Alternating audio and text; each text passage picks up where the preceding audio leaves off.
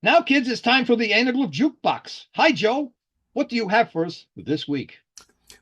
Well, the message. We're going to close the year out with musical anaglyph jukeboxes, and I think the message contained in the lyric of this song is one that is universal, but perhaps most appreciated around this time of year. You know, the Pointer Sisters are from Oakland, California, and over the course of a 35-year career, they sold over 50 million records. And I'm talking vinyl records with big cardboard sleeves and beautiful color photographs on them.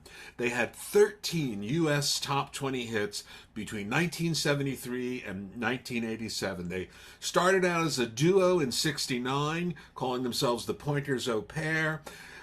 That was June and Bonnie, and then later Sister Nita joined them, and the trio grew to a quartet when Ruth joined in December 1972. They won a Grammy in '75 for Best Country Vocal for a beautiful performance of a song called Fairy Tale. Bonnie left the group in 1977, and then as a trio, they achieved their greatest success. They won more Grammys, and this was the trio consisting of June, Ruth, and Anita. They won more Grammys for top 10 hits like Automatic, Jump for My Love, Fire, He's So Shy, Slow Hand, I'm So Excited, and Neutron Dance. So without further hesitation, Herb, take it away. Let's hear it from the Pointer Sisters.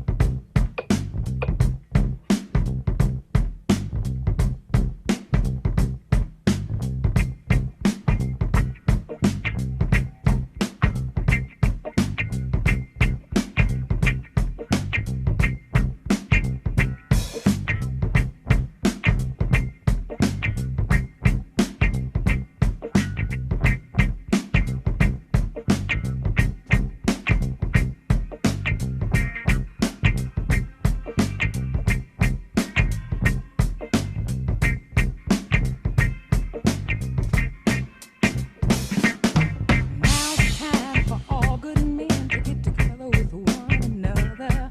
We got to iron out our problems and iron out our quarrels and try to live as brothers. And try to find peace within without stepping on one another.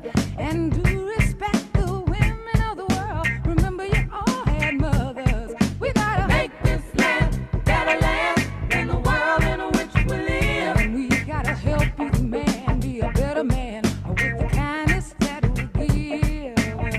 I know we can make it. I know that we can. I know darn well we can work it out. Yes, we can. I know we can. Yes, we can. Oh, why can't we if we want it? Yes, we can. I know we can make it work. I know we can make it if we try. Yes, we can. I know we can. Yes, we can. Great gosh almighty. Yes, we can. I know we can.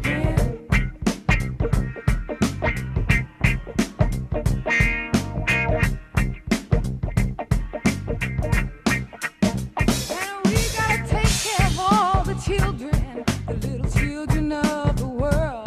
'Cause they're our strongest hope for the future, the little bitty boys and girls. We got to make this land a better land than the world in which we live. And we gotta help each man be a better man with the kindness that we give. I know we can make it. I know that we can. I know darn well we can work it out. Oh, yes, we can. I know we can. Yes, we can. Oh, why can't we if we want it? Yes, we can. I know we can make it work. I know that we can make it if we try. Oh, yes, we can. I know we can. Yes, we can. Great gosh almighty. Yes, we can. I know we can.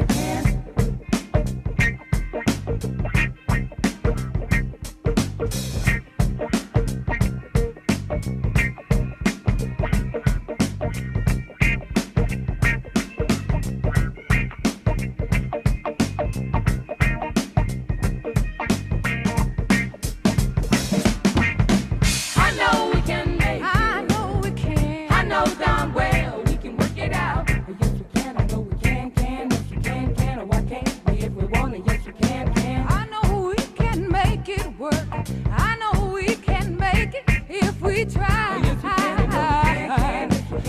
gosh, your body. Yes, we can, I know we can. We can make it, y'all. Oh, yeah, we can make it, y'all.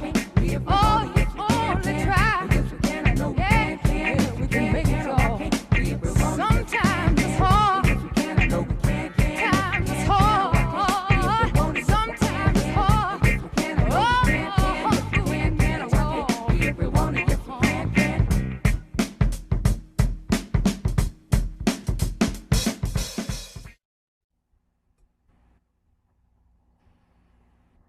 I just want to emphasize the message of this song. We got to make this land a better land than the world in which we live.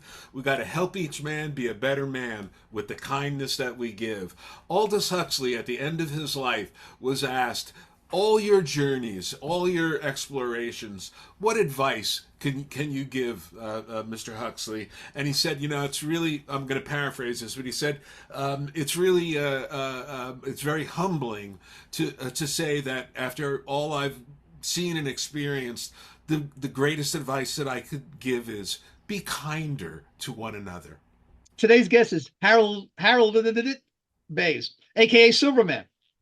Now, Silverman has transported us to Burning Man several times, and he's a gifted stereographer. But today, it's just plain Harold showing us his other passion, creating 3D from 2D images of iconic album covers. And he's going to explain how he does. Welcome, Harold, and happy holidays to you.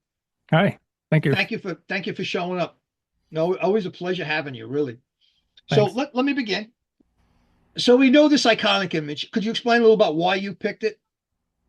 Oh, well, first, before I get into this, I want to, of course, give all honor and respect to the original artists, the original photographers and painters and illustrators that made all these great album covers. I mean, it's, of course, we're very much interested in stereoscopic imaging, so we love these images. We want to see them in 3Ds, and this one is a fairly popular one, and it's not the first one that I did, but what's interesting about this one is that when I first wanted to do this in stereo, I wanted to make a lenticular print. And if you're familiar with making your own lenticular prints, you have multiple frames. Is like I typically have 36 frames. And the equivalent in the interaxial from comparison to standard stereo photography, between your first and last frame is somewhere in the range of 3 to 6 times the interaxial. So when this is converted then into 3D, there's much more shifting of the foreground objects, right? And when you do that, much more of the obscured background is revealed. So what you want to do when you're doing lenticulars, or if you're really particular about doing a good job on a 3D conversion, is you have multiple layers. So when I did this one, I had a layer for the foreground and a layer for the background.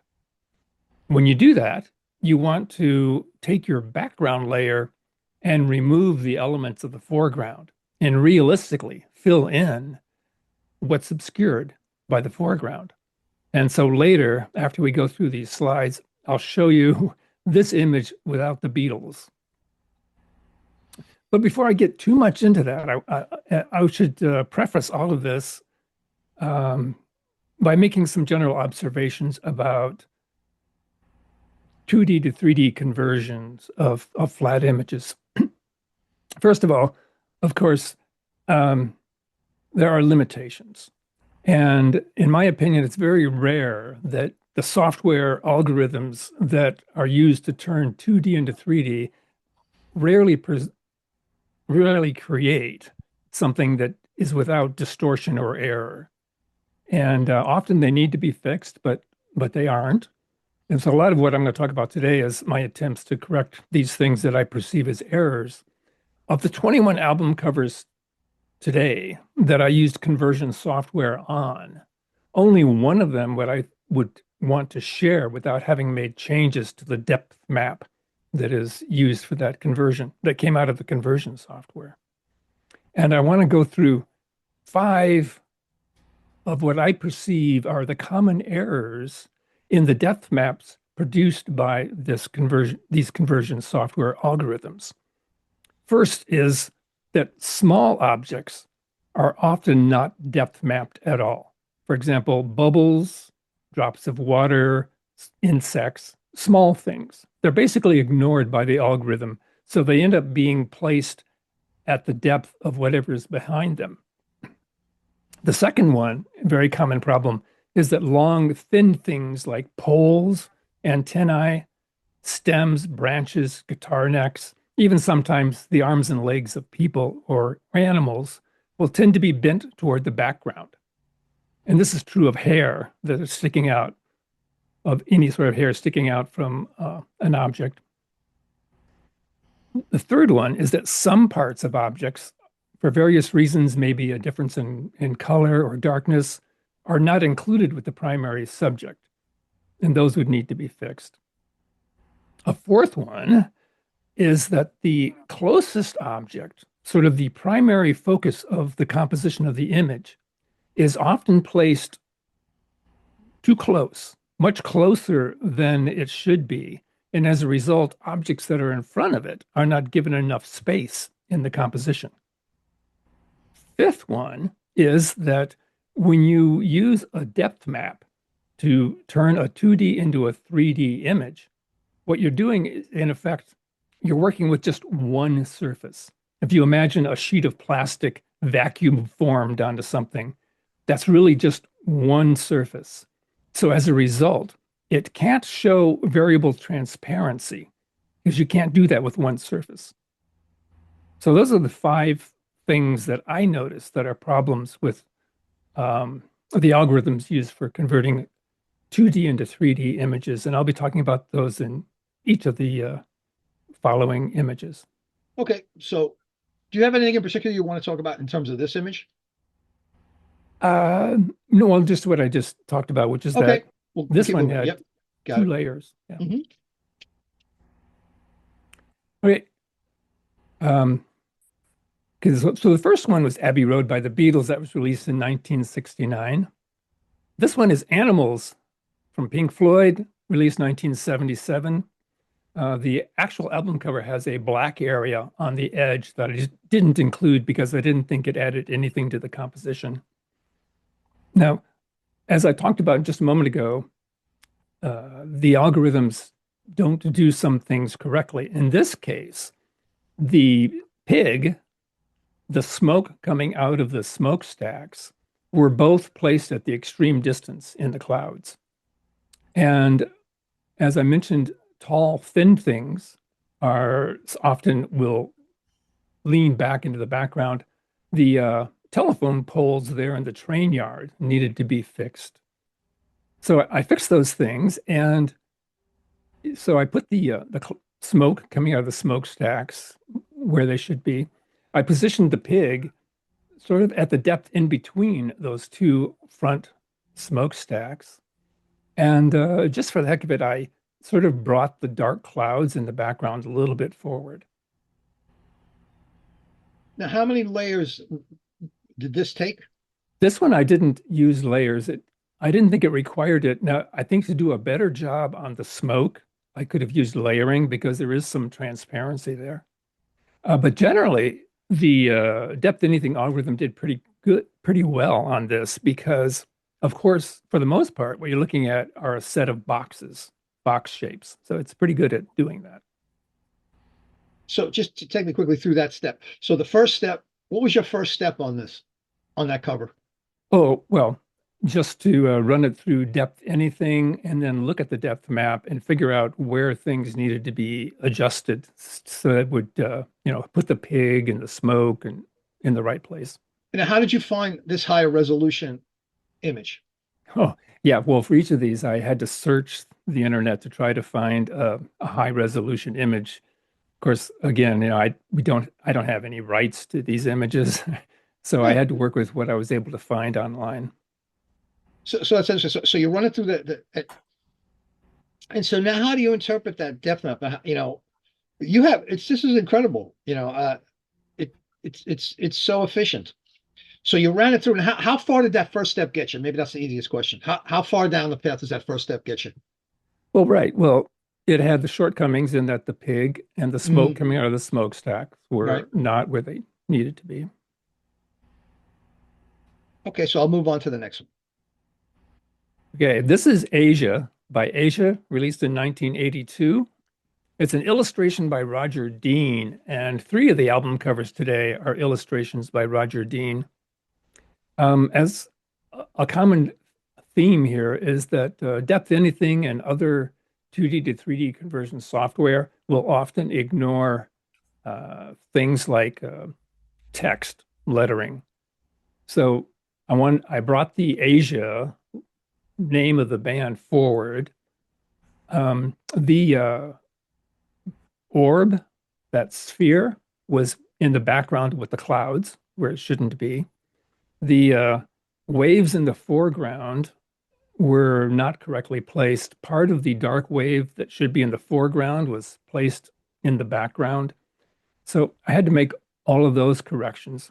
And as I mentioned, long, thin things tend to fade to the background or not be placed. So those little sort of antennae whiskers coming out of the front of the dragon, I had to fill those in, and the tips of the fins on the dragon. There were a lot of little things that needed to be corrected. So one of the things you bump into then that alerts you, you're going to do a lot of work on long, thin things, right? If you see something Yeah. with, yeah, okay, that's like the first thing you realize. This is going to be a little bit of a challenge, right? Hmm.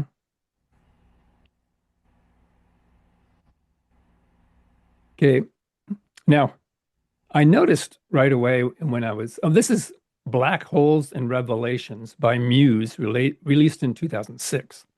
And when I started doing this, I realized that almost most of the album covers were uh, from my favorite music, which happens to be, 1970s progressive rock.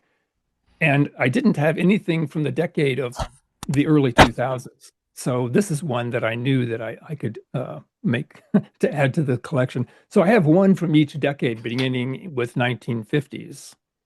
And this is the representative of the decade of the early 2000s. And I don't think it's a great image, um, but it's one that was easily converted. In fact, this is the only one that I don't feel required work to present because the algorithms are very good. There's a lot of examples in their training data of people sitting at tables and of landscapes like this. So it was pretty effective in placing those things. The only thing I did with this is I moved the text forward, and although you can't see it, I added a little bit of depth to the clouds and the earth and the moon that are in the sky. And you did that how? Was that using depth? Well, I take the depth map and I take it into a photo editor. I superimpose the original image on top of it so I can see where the changes need to be made. And then I will darken or lighten portions of it to move things back or forward.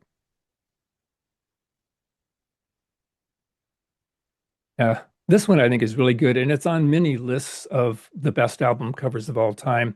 It's Breakfast in America, Supertramp, 1979. Um, Depth Anything is the conversion software that I use for the initial depth map, and it made the usual errors on this one. As I mentioned, one of the five things that it often does incorrectly is just simply not to depth map small things like the water drops condensation on the window of the airplane. Those things were just mapped to the background. So I moved those forward so they would be in the plane where the airplane windows would be.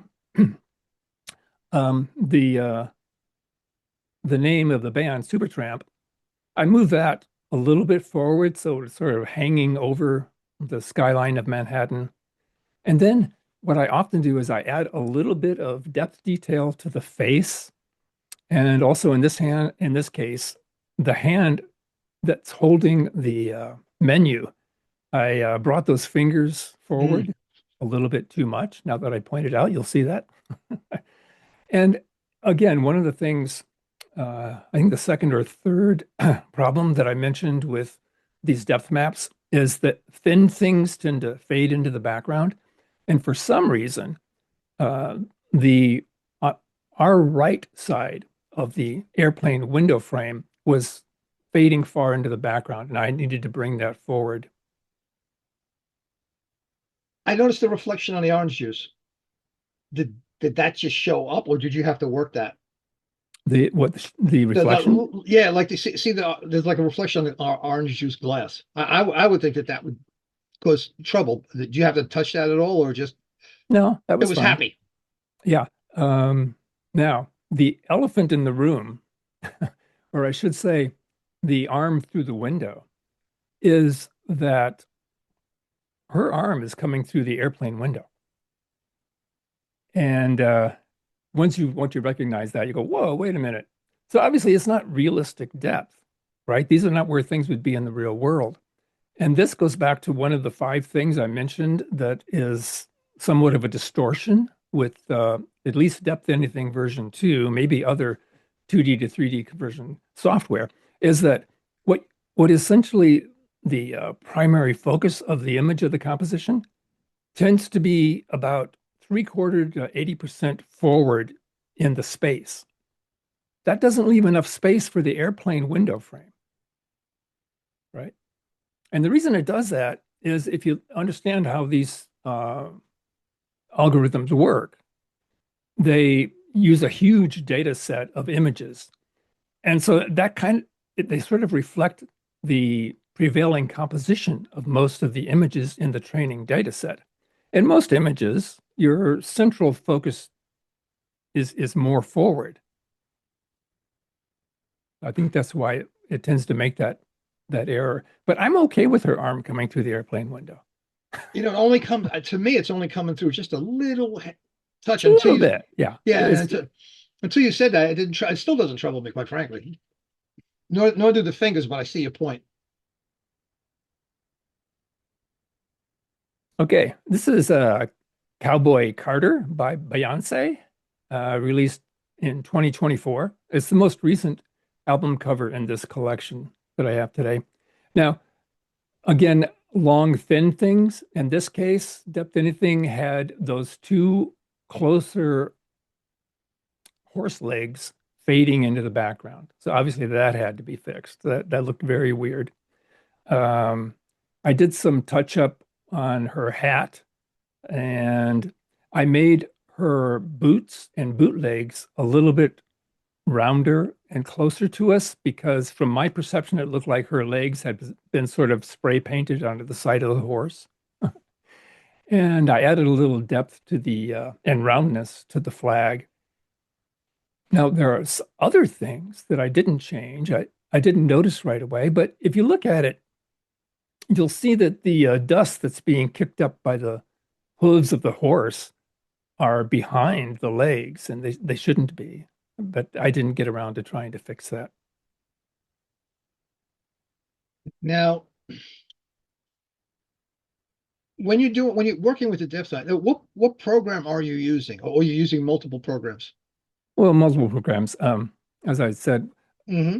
I'm converting, for most of these, I'm converting the initial 2D image into a depth map using the algorithm Depth Anything version 2, which I use through the front end called Rend Depth, which is a nice, somebody made a nice, easy to use front end for using that machine learning algorithm. So I do Well, that, and then I take the depth map and make changes to it to try to for fix people, things. Yeah. okay, for people who don't understand that, including me, while you're doing that, are you are looking at rather than the depth map, right? Because that's kind of cloudy, foggy stuff, right? Are you how are you relating to the image from that? Well, I will bring them both into my photo editor, which these days I'm using Affinity, and I put one on top of the other. They're the same size, of course, exact match. And then I'm able to fade one. I'm able to fade the original image out and see the depth map underneath to see where it needs to be corrected. That's huge. Thank you. That clarified a lot in my noggin. I'm sure it clarified for other people. That's really interesting. Thank you. All right, this is Crime of the Century by Supertramp, 1974. Another Supertramp album cover. Um, Interesting thing, the depth anything depth map did nothing to those stars or the the title, the text. None of that was depth mapped. Just the bars and the hands. And there were a few errors even in that I needed to fix. So I fixed those things, and then to me it looked like there was sort of a Milky Way through there. So I brought all of those stars a bit forward. Then I went in and individually selected stars to move forward or back, sort of randomly, and brought the text forward. Now, the first program you run these through, is that cloud? Is that a cloud program? No, well, it runs on your own computer.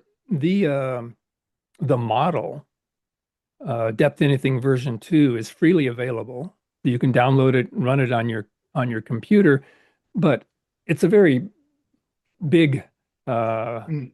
model that's you need to work with it in Python. So you need some kind of front end to use it. And the RenDepth is a front end program that makes it easier to use. People don't know what Python is other than a dangerous snake in South America. Yeah. It's a machine language, right? So you have to have Well, it's a programming language. a programming language. Yep. Yeah, and if you're going to work with the machine language derived model, uh, you need a front end of some sort. Now, how do you acquire that? Oh, well, RenDepth, I should have put a link to it, but RenDepth is, as I said, it's a nice front end that I don't remember the gentleman's name, but you can download it and it makes it easier to use. And I must say that Owl 3D and also I think Immersity also, for the most part, rely on Depth Anything version 2. Ooh, Okay, this is Currents by Tame Impala, released in 2015. Depth Anything got the plane of that current stream pretty good, but it completely messed up on the sphere because you can clearly see that the sphere should be in the middle of that plane, but instead, Depth Anything put the sphere right in front, way in front of that plane. So I had to move it back. And then I just did a few little things. The color strip going down the middle, I put into the background, although you hardly notice it because there's very little texture to that color. And then each place where the sort of the stream, the currents ended in a little water drop that I brought that forward so that it would rise off the plane. And of course, as I mentioned, in almost every case, the text is ignored. So I moved that forward a little. Okay, this is Every Good Boy Deserves Favor by the Moody Blues, 1971. And it had the usual issues. Thin things fade to the background. So the string holding the magic crystal was back against the back wall. The magic crystal was a little too far back.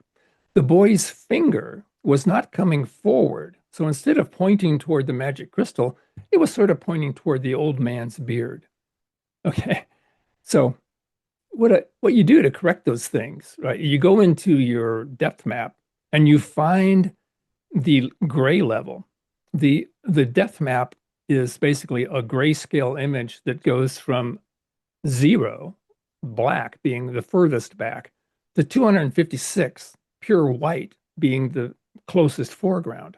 So you find, in this case, I found the gray level of the old man's fingers and then set that string and the crystal to that depth and then made other changes that I just mentioned. Now, something about this, and this will be a recurring theme, when you have these fantasy images that were never intended to be seen three-dimensionally, there are often things that just don't translate into the real 3D world.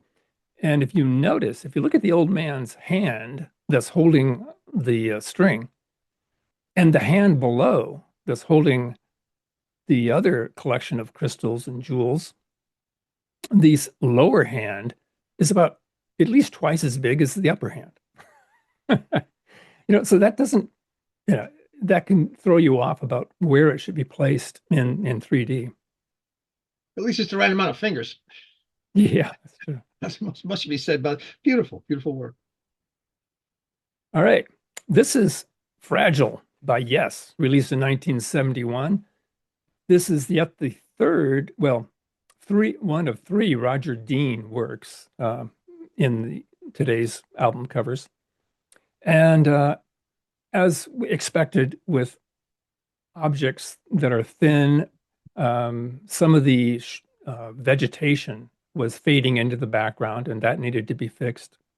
The wooden ship that is high above this tiny planet was incomplete, and I needed to work a lot on the details, especially around the edges of it. And there's other little things I did, like add some depth to the crystal spikes coming up from the planet, and of course move the text forward. So this is fun. So it's basically somewhere like a battle in your brain, somewhere between Roger Dean and you, where you want, you know what I mean? Like what you Well, perceive it being. Yeah, he gave you the beginning. I bumped into Roger Dean long ago. That's another story, but it's very interesting, right? Because your concept of it and his flat concept of it, it's an interesting challenge. I wonder what he would say. yeah, I'd love to see his response and be able to talk to him and say, okay, well, where would you put this? Would you put this text that far forward? Yeah, it's amazing. Your interpretation of his work, which is an interpretation of something in his noggin because he's doing it for the band. It's beautiful. It's like this like creative domino effect. Yeah. It ends Okay, with this is us. Go ahead. yeah, this is In the Court of the Crimson King by King Crimson, 1969. This is the image that really got me started on this because I was a huge fan. And I was at the time I was making lenticular prints, and I thought, oh, this will make a fantastical lenticular print. So it's one of six of the images that we're going through today that I have made lenticular prints of, and it's fairly dramatic as a lenticular print. This image is recently the Rolling Stone, I think last year, put out a list of the 100 best album covers. And I do not agree with their list. I think some some of the things they included I wouldn't even put on the list, but they only put this at number 81 of the 100 all-time best album covers, and I think it should be in the top 10, but that's me. Anyway, Do you yeah, take a this break? one I didn't use any conversion algorithms. I did the depth map entirely in Photoshop Elements. How long before you walk away from it? You can't be at this consistently because you got to suffer like 3D burnout, which we've all had. Do you approach it an hour at a time? When do you think you've had enough? Maybe that's a Yeah, that's a good point. What I do, I will work on these for a long, long time, and I'll think, oh, I've got it. That's great. That's, I can't make it any better. And then I'll come back to it a day or two later and like, oh my God, I need to change this. I need to change that, which is why it really takes so long. And I keep going through multiple revisions. Yeah. Oh, but one thing I want to point out about this is the artwork was by a man named Barry Godber. He was a computer program and a friend of Peter Sinfield, who was the lyricist of King Crimson. And unfortunately, he was at the age of 24. He just a few months after the album was released, he died of a heart attack. ouch. Okay, this is Lemonade by Beyonce, 2016. Rolling Stone put this at number 15 of their 100 best album covers. And this is where I don't really agree that much with Rolling Stone. I think it's good. I wouldn't put it that high up in the list of 100 all-time best album covers. Now, Depth Anything did pretty well on this. Okay, The interesting. only thing that it messed up, because it's a pretty simple composition, the only thing that Depth Anything messed up is this triangular area right under her arm. And um, what's going on here is she's leaning against an SUV, specifically a Chevy Suburban. And that area under her arm is the continuation of the vehicle. But for some reason, Depth Anything, I think, interpreted it as the back wall. So it put it at the distance of the back wall.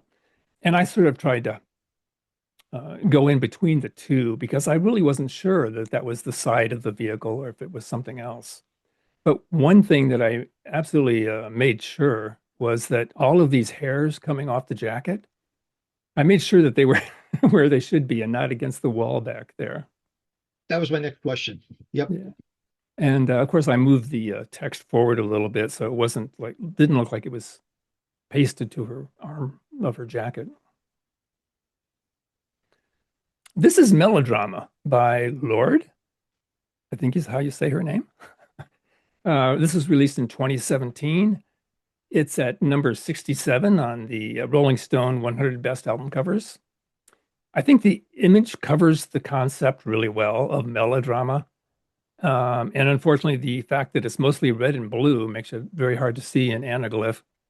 I didn't make a lot of changes to this. The only significant error that Depth Anything algorithm made was that it made her hand in front of the sheet that obviously to our logic, the hand is behind that sheet. It placed it in front, so I needed to fix that. Then I added a little detail to her face. And Depth Anything didn't do anything with these folds in the sheets. So I went in and tried to add some depth to sort of define those folds in 3D space. Now this one, Nevermind by Nirvana, 1991. The big It's, lawsuit. Yes. Yeah, Rolling Stone places at number 10 on the 100 best album covers. I think it's good. I wouldn't put it at number 10, but yeah, it's definitely, a famous one. As I've mentioned, small things are not placed by the algorithms in three-dimensional space. So the bubbles in front of the baby's face were not separate from the face. So I brought them out, put them in front, maybe a little bit too much in front of the baby's face.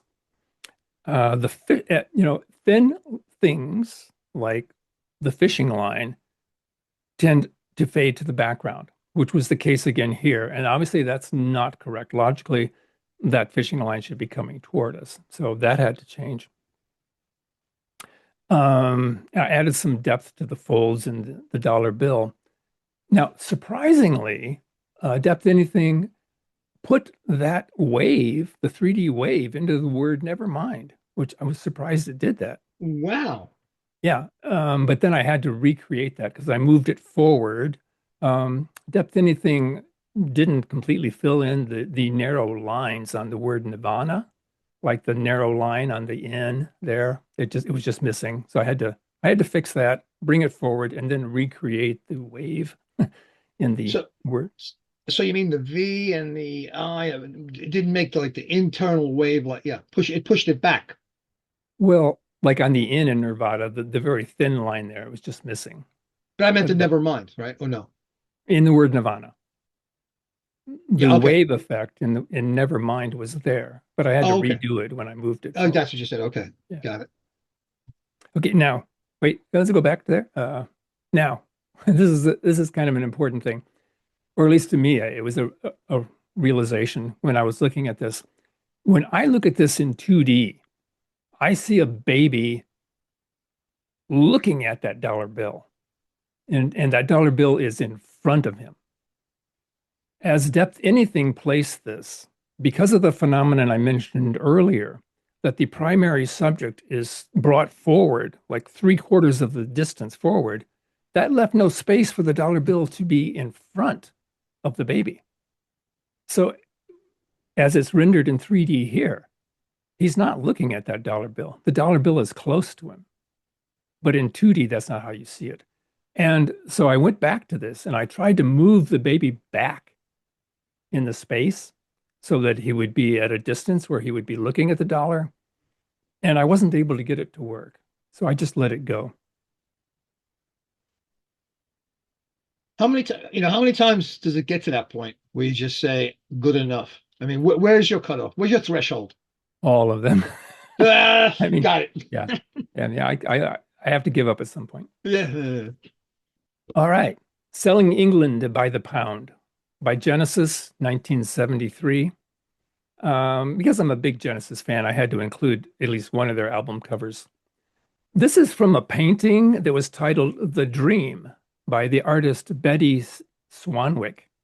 And it was this painting that inspired the lyrics to one of their songs, I Know What I Like in Your Wardrobe. And the original painting, the song lyrics evolved into a story about a young man who's a lawnmower. And the original painting did not have the lawnmower or this pitchfork. And they asked the artist to go back and paint those things in. And she did that. But anyway, getting on to this, there's some interesting things going on with two things. One thing about depth conversion using algorithms, and the other thing about the limitations of trying to convert fantasy images into geometrically accurate 3D. The depth anything put the young man's head way up front, and I had to fix that. I needed to move the feet forward. There was problems with the handles of both the pitchfork and the lawnmower. The man across from the woman with the parasol, his finger that's pointing up was attached to the woman behind him. So, little things like that needed to be fixed. After I thought it was final, good enough, I looked at it and realized that bench, the back of the bench, is not upright. It's laying back. And I thought, that's not right. So I went in there and I wasted more time than I want to admit trying to move that bench forward, so it looked like a real park bench. And that was foolish because this is a fantasy image. Obviously, this is a caricature of a young man. He is too big to sleep on that park bench. And that's part of the intent of the art. And you need to take that into account. Mm-hmm. So I gave up on that. I admit, it's a fantasy image. Now here's another one. Quickly, the curved handle of the parasol. To me, that was important that it come forward because obviously it should be coming forward. After I did that, I spent much too much time trying to make the complete handle or rod of the parasol straight. And I couldn't. And I can't because if the shaft of that parasol were in the real world, it would come through her shoulder. So I had to give up on that. It's like, it's a fantasy image that's never going to look quite right in 3D. These guys again. Now, yeah, I think you're familiar with this. It was number 14 on the 100 Rolling Stone 100 Best Album Covers. Okay, just briefly, each of the Beatles heads needed a little work. George's hat was partly in the people behind him. Same is true of Paul's hair. In each of the Beatles, the head needed a little bit of detail work. But the main thing was down here in the flower bed. Each of those doll figures had either their head or an arm in the wrong place, and it needed to be corrected. The center doll figure that's in the front is the Hindu goddess Lakshmi, I think is how you would say it. And her head was not attached. And the two arms pointing upward, she has four arms. The two arms pointing upward each have a little flower in their hand. And those flowers were deep in the background. And I spent a long time trying to figure out The flower that is in the letter A of the Beatles, I couldn't distinguish that flower from the flowers behind it. And I looked at different photographs that were taken during the same photo session to try to parcel out just where that flower should be. And it took a while. Um, Oop, so I'll yeah, stay well, here. this is a minor thing. After I made the other changes that I was just talking about, one major one was that trophy. The top of the trophy was way in the back, and the base was in the front. But I was going to say, John Lennon has an epaulet on his shoulder, and Depth Anything didn't distinguish that there's like a white flower on the top of that epaulet on his shoulder. And I didn't notice it either until much later. Um, the person, the figure behind his shoulder there is Albert Einstein. So the orange part behind that shoulder is Albert Einstein's face. And that white doesn't belong on Albert Einstein's face, it belongs on the shoulder of John Lennon. And I should go back and fix that. Okay, this is A Tab in the Ocean by Nectar, 1972. Okay. The reason why this is in the collection is back in the summer or early spring, maybe it was, Nectar, who apparently are still touring with one or two of the original members, were going to play at a small club near me in Westland, Michigan. And I thought, wow, I got to go see that, because they were a good, progressive, creative band back in the day. And then because I was making lenticulars at that time, I thought, oh, what'd be great would be to make a really good lenticular of one of their album covers and give it to the band. So that's what I did. And after the show, the bass player, one of the original members, whose name is Mo, was sitting there signing merchandise, and I stood in line and I got up there and he couldn't understand that I was giving him something. I didn't want him to to sign. But once he realized that, he and the merchandise selling guy were really pleased that I did that. They Yeah, like you got to be knocked out by that. so. But this anyway about the image. Depth Anything did absolutely nothing with that whole area behind the humanoid figure. It just, in a sense, not to anthropomorphize an algorithm, but it basically couldn't understand it. So it was completely blank. So I spent a lot of time on this one, and I'll show you later the difference between what came out of Depth Anything and the version that was used to make the lenticular prints. But yeah. Okay, this one is Tales from Topographic Oceans by Yes, 1973. This is the third one by the artist Roger Dean. For the most part, the depth map that came out of Anything was pretty good, but I had to do a good bit of work on the details around the fish in the foreground. I had to move the text forward, the flying wooden ship that's in the sky up there, moved that forward, and a little other details to clean up. But there wasn't a lot of work to do on this one. Now, here we go. Now, as I said, I didn't want this to be just a lot of pictures of my favorite music, right? So I wanted to go back and get stuff from even before my time, in spite of my advanced age. And I came up with this one, which is Where Are You? Frank Sinatra, 1957. And Depth Anything did a fair job on this, but the title and Smoke, of course, were both placed against the back wall, which is just wrong, right?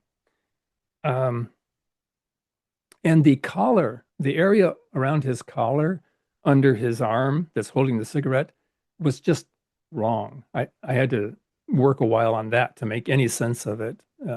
But I got it somewhat sensible.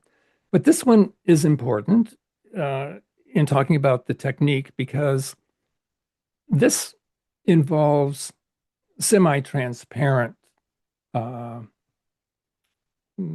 thing, if you will, the smoke. Mhm. The right way to do this is not to have solid smoke sitting there right where his cigarette is, but instead to have it semi-transparent. And to do that, you need to use layers. A depth map will not do that for you because, as I mentioned, a depth map is essentially just one surface. You can't have something seen behind that surface, right? Nothing can have more than one depth in a depth map. But you need to do that to have transparency. So to do that, you use a photo editor and make two different stereo images, superimpose one on the other, and make it semi-transparent. So that's what I did for the smoke. And when you do that, what you have to do is, well, I can go more into the technique later, but you do have to have, in a sense, a foreground and a background image that are both in stereo. And the background image, you need to remove the elements that you want to have transparent in the foreground. Okay, this is Whipped Cream and Other Delights, Herb Alpert's Tijuana Brass, 1965. And of course, this is on many lists of classic album covers because it was fairly scandalous in 1965. My gosh, a woman all in whipped cream. Um, and I would say that Depth Anything did a great job on the whipped cream, but I'm not pleased with how it handled the area around her neck and shoulders and her hair. The hair should come straight down, but instead it sort of fades into the background. And her finger wasn't touching her lip. Oh, So, interesting. yeah, so I tried to fix those things, but I'm not satisfied with it. And I feel I brought the text too far forward. But but it's You okay. could, yeah, you can actually, when it's flat, yeah, it's hard to see that those large impressions on the bottom are her knees, right? Yeah, you can just barely see her knees through the Yeah, through the yeah. whipped cream. But And I when realized, yeah, yeah, and over here, sort of to our right, uh, that's cloth. Looks like maybe, yep, yeah, yeah, it's not yeah, whipped cream. that really gives way at that point. Yeah, Well, she's a great grandmother somewhere at this point. yeah. Okay. This one is interesting. This is Wise After the Event by Anthony Phillips, released in 1978.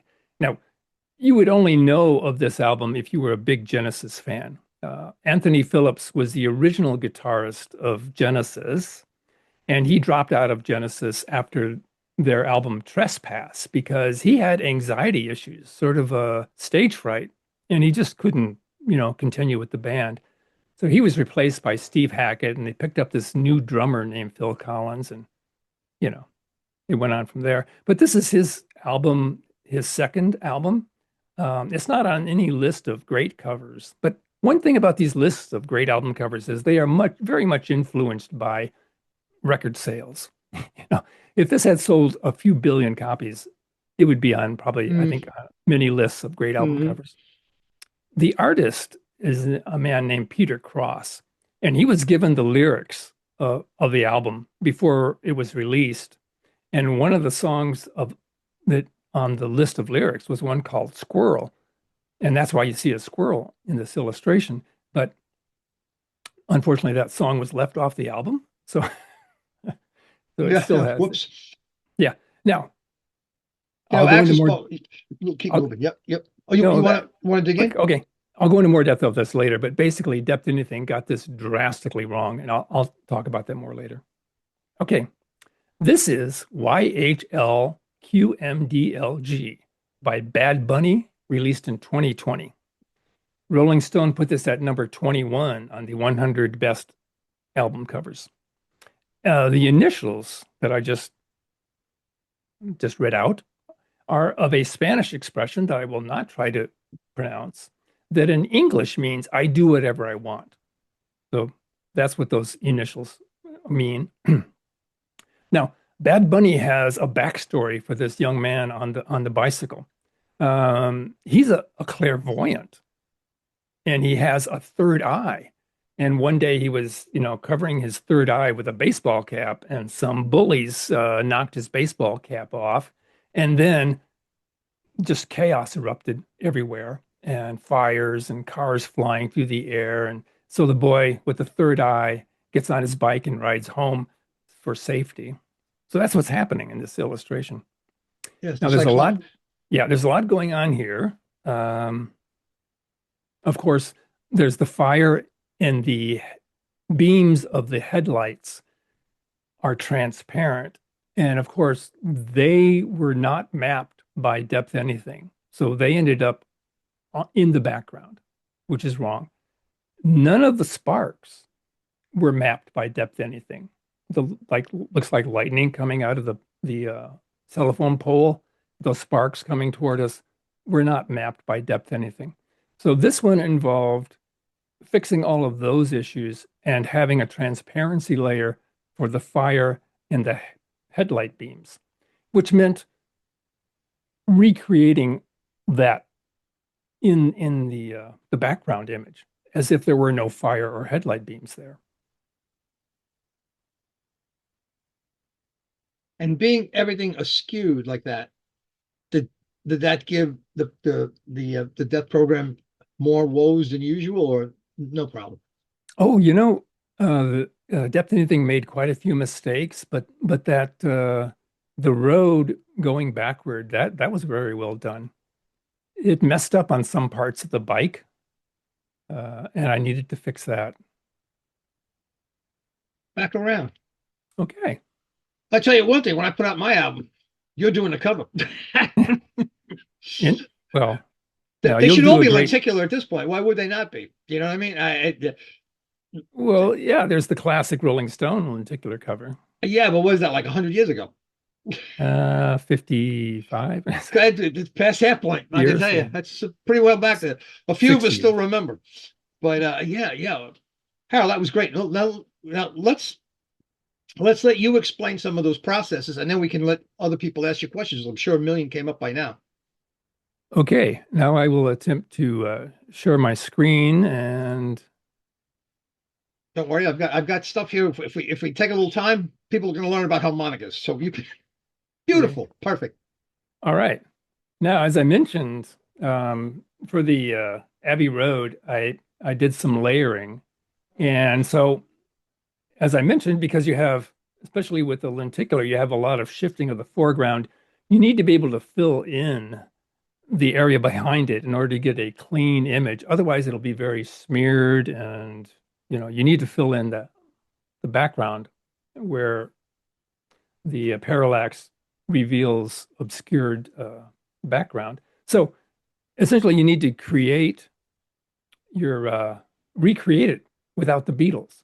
So I spent hours with a photo editor recreating that. So I basically painted a fender on that Volkswagen Bug, and put the tail light on it, and extended the bumper, and filled in everywhere where the Beatles were, and took a lot of time doing it.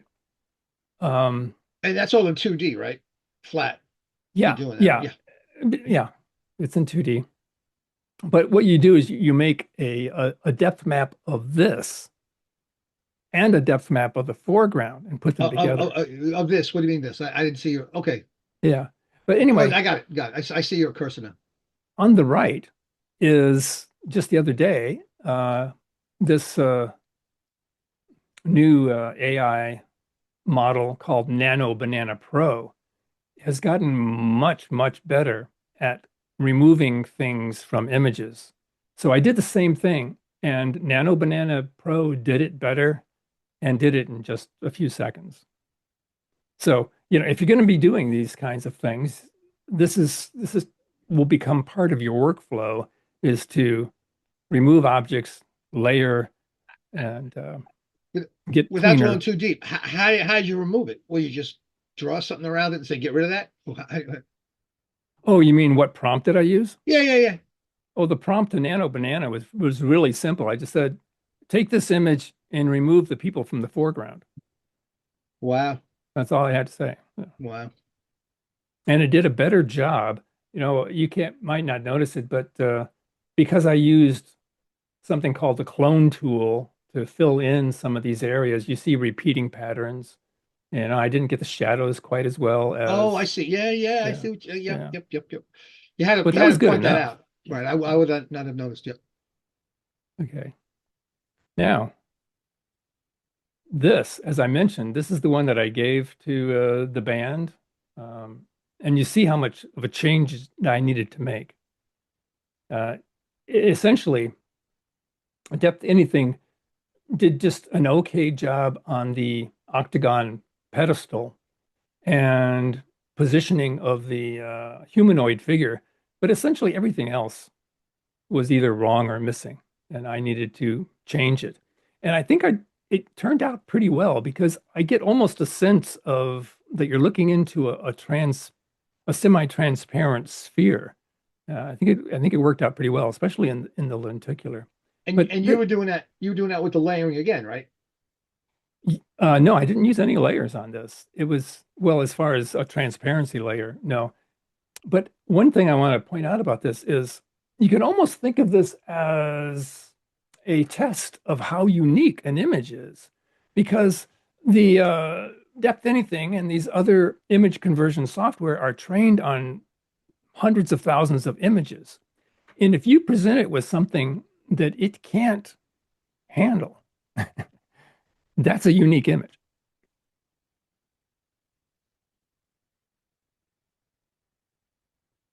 Now, since you're using it on, and that was one of my questions. As you're doing the process, one of my queries, as you're doing that process, the AI is learning from your process, is it not? Because you're doing Oh, the no, process. no. I mean, no.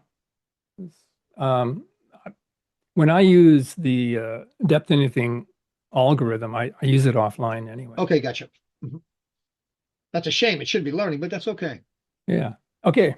This is Wise after the event, which I talked about earlier. This is to give you an idea of the extent of the changes because where it's red, I brought it forward. Where it's blue, I moved it back. Where it's just plain gray, that's what I got from Depth Anything. And the reason why there is so much change going on here is because essentially what happened, not to anthropomorphize an algorithm again, but it got confused by the fact that we had a round opening and a bright spot in the middle. What it did basically is it interpreted this as a tunnel and rendered the depth as if you were looking down a tunnel instead of looking at an outer space image. And so all of the space was too close. And all the things that were in red needed to be moved forward. And because of that, it also didn't make the moon curved. It should have made it somewhat spherical. Instead, because it interpreted this as looking down a tunnel, it was slightly concave. And I really couldn't completely fix that because it would have thrown everything off to try to make the surface of the moon spherical rather than slightly concave. But also, you notice like that sort of insect thing that's going to the flower, those were not placed correctly. None of the golf balls were placed where they should be. There was a lot that it was not done accurately there. But what I find interesting is that it was fooled into thinking, and again, not to anthropomorphize, but it doesn't, there are far more images of looking down a tunnel than there are of images of outer space in its training data. So that's what it gave us. And just to clarify one thing, I may have missed it here, but why red? Did you pick? Was that part of the depth map program, or did you? Because where's that red coming from? My point. Oh, basically, I made an anaglyph out of the difference between what Depth Anything gave me and the changes that I made to it. Gotcha. So the And changes are coming out as color. okay, we try to confuse me, man. It just is not a 3D anaglyph, but I got your point. Right. Yeah, that's I'm why. easy to confuse. You don't have to go that far. Yeah. Next, Okay. please. I got it. All right. Well, likewise here, uh, nice. I don't need to Got it. belabor it, but some of the changes, depth anything here where it's blue, it just put these things at the wrong place. Like the pedal that the boy's foot is on was in the background. The crank of the pedal was way in the foreground. Little things that needed to be changed. Um, like none of the sparks were mapped at all. So I had had to make them come forward towards us by applying a gradient to those. As you see, the flames and the car headlight beams are not in this Hmm. depth map. And that's because, and the corrections are not shown here because that was done in the transparency layer. And speaking of transparency layers, just to give you an idea of what that involves, as I mentioned, um, you use different layers, you combine them in your photo editor and set the transparent element uh, to a lower layer of opacity so that you're able to see through it. And to do that, you have to create two 3D images and then combine them. So you start out with, for example, the Frank Sinatra image. You first isolate the smoke, put that in a separate image, go back to your original image, remove the smoke as best you can. And you can see I didn't completely remove it, but definitely Oh. well enough for Hmm. this Hmm. purpose. So then you create the two stereo images. You use the depth map in this case after I made corrections to it um, that came out of depth anything for the smoke. What you need to do to set the smoke at the correct depth is you find the gray level of the cigarette and you set the smoke to that gray level so that it's at the same depth as the cigarette. So I did that, and then I put the title "Where Are You?" just a little bit behind the smoke. So that's part of the technique. That's The process. yeah. Okay. This I want to show as an example of how some images, because there's nothing, almost nothing in their training data that is like it, you will get something that just doesn't work. That if you wanted to try to turn into 3D, you would be better off starting from scratch than using the depth map that comes out of the algorithms.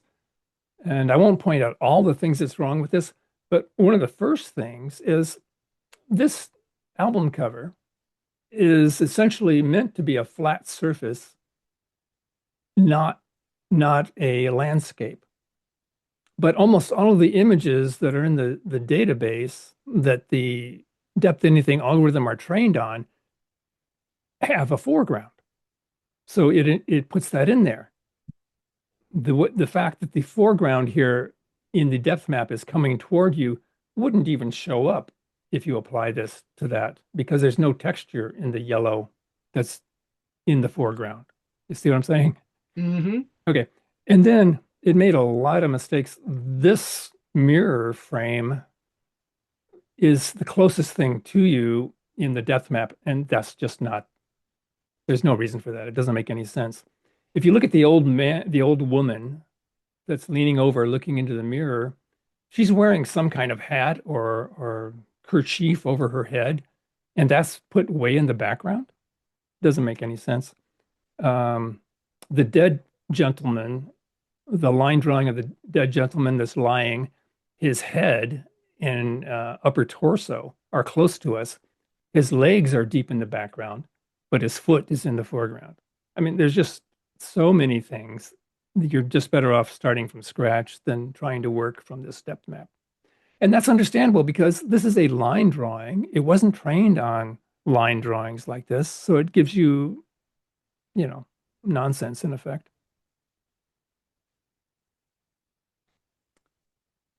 Okay, this is Every Good Boy Deserves Favor. I just This just shows you where I made most of the changes. You see where, like, I brought the finger pointing forward, so it was pointing toward the gem. And I like to put a little bit of definition into the facial features, which you have to be careful because if you overdo that, you'll get an uncanny valley. You don't want to turn the boy into Pinocchio, right? But this just, you can quickly see the changes that I made there. Now, one more thing, um, something that I was kind of disturbed by in reading about these 2D to 3D conversion algorithms. I was seeing them promoted as the newer ones as correctly handling transparency and reflection. And that's not my experience. I couldn't understand why they were claiming that it is correctly handling transparency and reflection. And I read some more and looked at a few YouTube videos and I figured out why they are saying that the newer versions are correctly handling reflection and transparency. And that's because they are evaluating these models for the purpose of input to self-driving.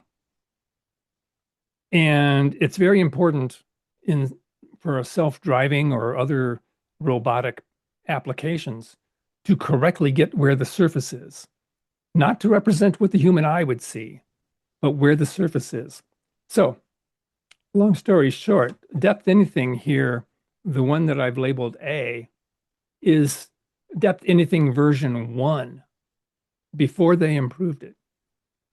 The one that's labeled B is depth anything version 2 with what they consider the improvement to handling reflection and transparency. And basically, it's not correct from the standpoint of trying to recreate 3D vision of a person. I would argue that the earlier version on the left is how we see things. We don't see things in their corrected version on the right. So unless you're Tesla. Yeah. So they're working for other purposes. They're not optimizing these algorithms for the purpose of creating stereo images. They're optimizing them for robotic vision. Which somewhere that line kind of comes close. So we basically benefit from them doing that at some level until someone is able to put that together for us, right? Because Well, my son has a Cybertruck, and he uses the full self-driving, which I'm not fully comfortable with. But if they can improve it so that he doesn't have an accident, I'm okay with that. I'm okay with that. Oh, Harold, that was great. Do you have anything that we're complete at this point? I think we really went long, but that was interesting to me. I hope everyone else got as much out of that. We're all set, right? Yeah, that was your last slide. Yeah. Harold, thank you. Thank you, Harold. And we appreciate you every time you come and happy holidays. We appreciate that very much. I don't have any more questions, but there's a little time left. I don't want to hold it up. Maybe some people have questions from I don't think they will because you covered everything so well. So we're gonna okay. A big thanks to this week's guest, Harold Baize, and thanks to our amazing crew for making this all possible. Stereo Doro, Jay Kuznets, Jim Harp, Joe Pedotto, Paul Hutchins, Herb Weiner, and last but not least, you for stopping by to see what you've been missing in 3D. And now we're not going to move. We're going to just take questions right now, and I'm going to just try to be quiet. I'll shut up. Well, and I mean, this is a question. I'm looking for questions from the chat. Harold, generally, when you said you worked on depth, was that by editing depth maps? If you're not layering, I just kind of want to clarify that you would actually go in and just use a photo editor to paint into the depth map the colors that put things where you wanted. Yeah. And if you're making a lenticular, do you just use the depth map to generate 6 or 8 or 12, however many images the lenticular pattern is going to want? Well, I use a 3D Master kit, which allows you to use multiple layers with depth maps on each layer. Oh, that's the dedicated lenticular software. We had someone who said this was a while back. Michael Schoenberg asked, "Wasn't there an actual lenticular on one of the Sergeant Pepper's releases?" Do you have any recollection of that? Did they ever have like a special lenticular? There was a Rolling Stone lenticular, right? You mentioned Yeah, the that. Rolling Stone. Yeah. Which, and about that Rolling Stone lenticular, if you want that one, you need to find one of the original vinyl pressings because I bought what was a re-release of that album to get the lenticular, and the lenticular is on that re-release is not as good as the original. You cannot, So for it is a example, lenticular, but it's not of yeah, the. right, yeah, it's inferior. It's not as deep, and you can't find the Beatles on the original. Holding the lenticular of Her Satanic Majesty's Request at various angles, you could see the heads of the Beatles, How interesting. and it's Johnny, not. am I remembering correctly? I think Sheldon had a bunch of those Sure, in his I collection. think I believe I got one from him at some point. It was in terrible shape. It was warped or something, but I think Sheldon had gotten a lot of the lenticular leftovers from that pressing. correct, correct. Those are hard to find, but he I actually have a large. I don't know how many of them were produced. I think Sheldon said like four or six at this particular size. It's an enlargement. It's from the original pressing. To Harold's point, it's slightly cropped, and I'm missing two of the Beatles. Two of the Beatles appear. Two of the Beatles are cropped off. It's one of those things where if you had the original album and you were influenced by any substances and someone pointed them out to you, it was one of those things that you saw it and you couldn't unsee it. It was like your eyes would immediately go to it, but they do sort of have to be pointed out. They're not glaringly obvious. Am I correct, Harold? Oh, I'm sorry, I was Oh, the typing. Beatles. Yeah, the Beatles and the Rolling Stone lenticular, right? They're kind of hard Right, to yeah, spot. yeah. I You think They're a you little have to bit hold it hidden. in just the right angle to see them. Jim, I think Alan Harvard had a I saw it pop up. If you could look in the Okay, chat. yeah. Uh, So, yeah, Alan Hubbard is asking if you tried different conversion programs for each image to see which one did the best. You're using sort of the one depth algorithm, right? So, Yeah. my guess is that there are actually isn't going to be a big difference between different programs using the same algorithm, right? Well, yeah. Okay. So I was foolishly trying to answer that question, and that's why I was Oh, okay. distracted. But no, I should Oh, answer it. Here.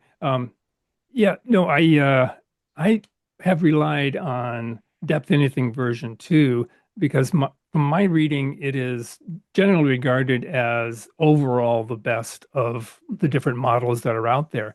I tried to use Apple's Depth Pro, and I found that it wasn't quite as good, even though it claims better edge detail. I didn't think it was better than Depth Anything.